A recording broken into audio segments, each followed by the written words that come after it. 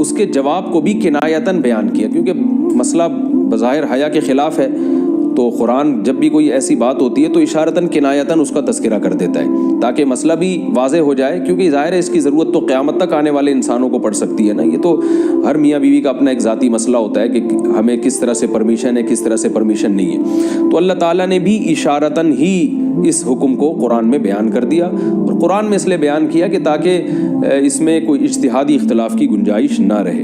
تو اللہ نے قرآن مجید میں بیان کیا، فرمایا نساؤکم حرث لکم، تمہاری جو ازواج ہیں، تمہاری جو بیویاں ہیں، وہ تمہارے لیے بمنزلہ کھیت ہیں.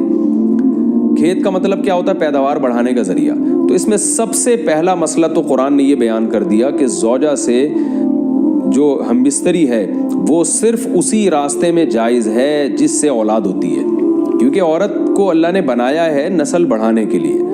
تو کوئی بھی ایسا ہم بستری کا طریقہ اختیار کرنا جو نسل بڑھانے کا ذریعہ نہ ہو، یعنی وہ نیچرل نہ ہو، تو وہ حرام ہے. تو اس میں اللہ نے یہ حکم دے دیا.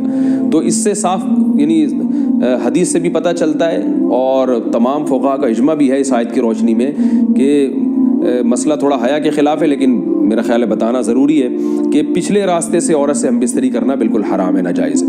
اور نبی صلی اللہ علیہ وسلم کی اس پہ بہت شدید لعنت ہے، بہت شدید وعید ہے.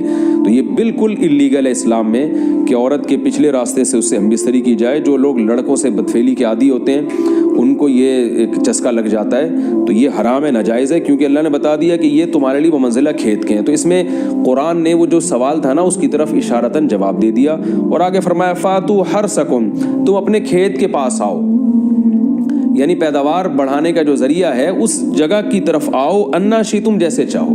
یعنی باقی جس طرح سے تم چاہو زوجہ سے ہم بستری کر سکتے ہو، اس میں کوئی خاص طریقہ متعین نہیں ہے. میاں بیوی کا ایک دوسرے سے کوئی پردہ نہیں ہے. ہن لباس لکم وانتم لباس لہن، یہ دونوں ایک دوسرے کے لیے لباس ہیں. تو اس میں طریقہ کار کوئی بھی ہو سکتا ہے، کسی بھی طرح سے کرنا چاہو ایک دوسرے سے لطف اندوز ہو سکتے ہو. لیکن فاتو حرثکم، آنا موضع حرث میں ہے.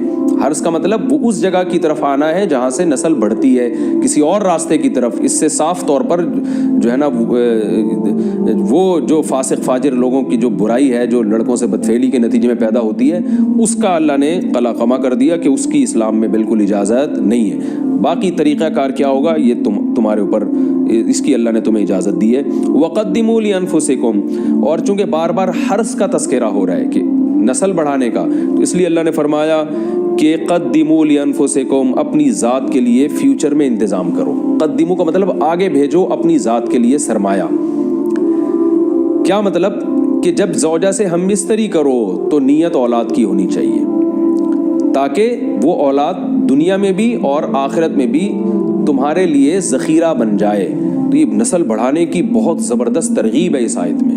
اور اس آیت میں اللہ نے عورت کا کہ بہت ساری ذمہ داریوں میں سے ایک بڑی ذمہ داری کا بھی بیان بتا دیا کہ عورت کو اللہ نے بنایا ہے. جو مرد اور عورت کا جو فرق رکھا ہے نا، اس فرق کی بڑی وجہ یہی ہے کہ مرد کے اسپم کو اللہ نے بیج کے طور پہ پیدا کیا ہے، اور عورت کو اللہ نے زمین کے طور پہ. تو بیج اور زمین کے ملاپ کا بنیادی مقصد ہی نسل بڑھانا، پیداوار بڑھانا ہوتا ہے، نہ یہ کہ نسل روکنا.